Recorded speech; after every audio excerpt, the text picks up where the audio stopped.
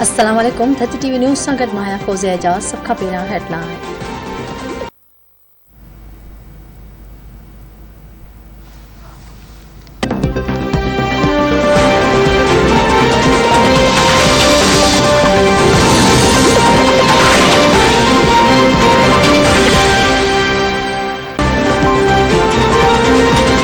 Pakistan peoples party election act में तरमीम आणण वारो फ़ैसिलो रद्द करे छॾियो। पीपल्स पार्टी जी तर्जमान शाज़िया मरी चयो आहे त ज़ाती मुफ़ादनि लाइ कानून ई तब्दील कयो पियो वञे। पीपल्स पार्टी इलेक्शन एक्ट में तरमीम वारे हुकूमती साज़िश जी मुखालफ़त करे थी। इलेक्शन कमीशन एक्ट में तरमीम ईंदड़ चूंडुनि में धांधलीअ जो मंसूबो आहे। हुकूमत खे पंहिंजी नाअहली ऐं नाकामी वाज़ह तौर ते नज़र अचे पई। अवाम खे न घबराइण जो मशवरो ॾींदड़ हुकूमत पाण छो घबराए रही आहे। हुकूमत इलेक्शन एक्ट में तरमीम वारो फ़ैसिलो फौरी तौर वापस वठे।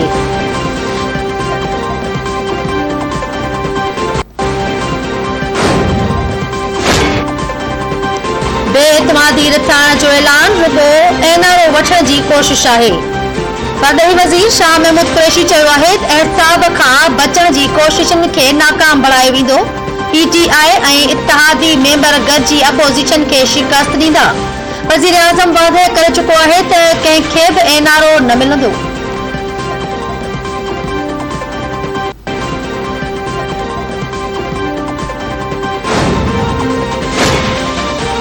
पाकिस्तान में कोरोना विघे वधीक 33 मरीज़ हयातियूं विञाए वेठा। फौतियुनि जो अंग 30,009 थी वियो। एनसीओसी मूजिबि गुज़िरियल सॼे मुल्क में 49,868 टेस्टूं कयूं वयूं। वधीक 1,644 नवनि केसनि जी तस्दीक। हाकारी केसनि जी शरह 3.29% रिकॉर्ड।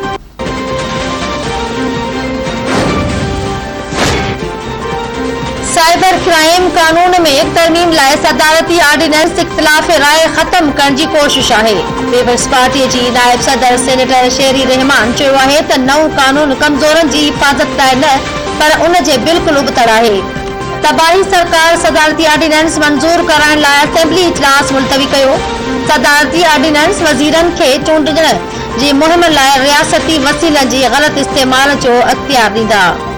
मकानी चूंडुनि में हुकूमत खे धचको ॾेखारे थो त हुकुमराननि माण्हुनि जे ख़ौफ़ सबबि केतिरो अॻिते निकिरी विया आहिनि।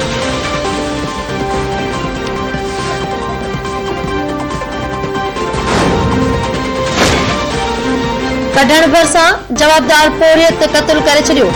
ॻोठ दोदो मल्हा वासी पोरियत 40 वरियनि जे नूर अहमद मल्हा खे गोलियूं हणी क़त्ल कयो। पुलिस पहुची मढ़ अस्पताल मुंतक़िल करे छॾियो। जवाबदार ख़मीसो पाण पुलिस वटि पेश थियो। जवाबदार मूजिबि नूर अहमद खेसि तंग कंदो हो जंहिं सबबि हुन खेसि क़त्ल कयो। मक़तूल जे वारसनि जो चवणु आहे त नूर अहमद खे घरां घुराए क़त्ल कयो वियो। हैदराबाद लॻ पोरियत पुलिस रात नमूने फौत। वारसनि क़त्ल जो शक ॾेखारे छॾियो। ॻोठ जान मोहम्मद हिंद वासी पोरियत 42 वरियनि जो जुमो थिए पुलिस रात नमूने फौत थी वियो। फौतीअ जे भाइरनि संदसि ज़ाल ते क़त्ल जो शक ज़ाहिर करे छॾियो। पुलिस पहुची फौती जो मढ़ कानूनी कार्रवाई लाइ अस्पताल मोकिले छॾियो।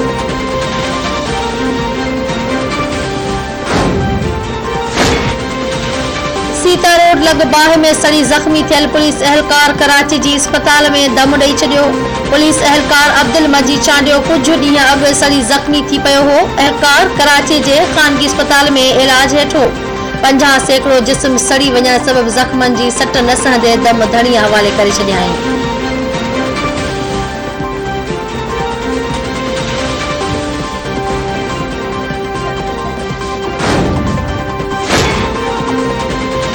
पंजाब जे इलाइक़े आरिफवाला में ॻोठाणनि मुबैना तौर छोकिरीअ सां मिलण लाइ आयल 2 ॼणनि जी तस्दील कंदे खेनि गंजो करे छॾियो। चक 21 AEB में मुजाहिद ऐं उस्मान मुबैना तौर छोकिरीअ सां मिलण आया हुआ।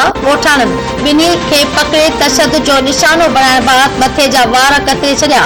वाक़ियो सोशल मीडिया ते अचण बैदि पुलिस हरकत में अची वई। वाक़िए जो केस 15 ॼणनि ते दाख़िल। पुलिस हिक ॼणे खे गिरफ़्तार करे वरितो।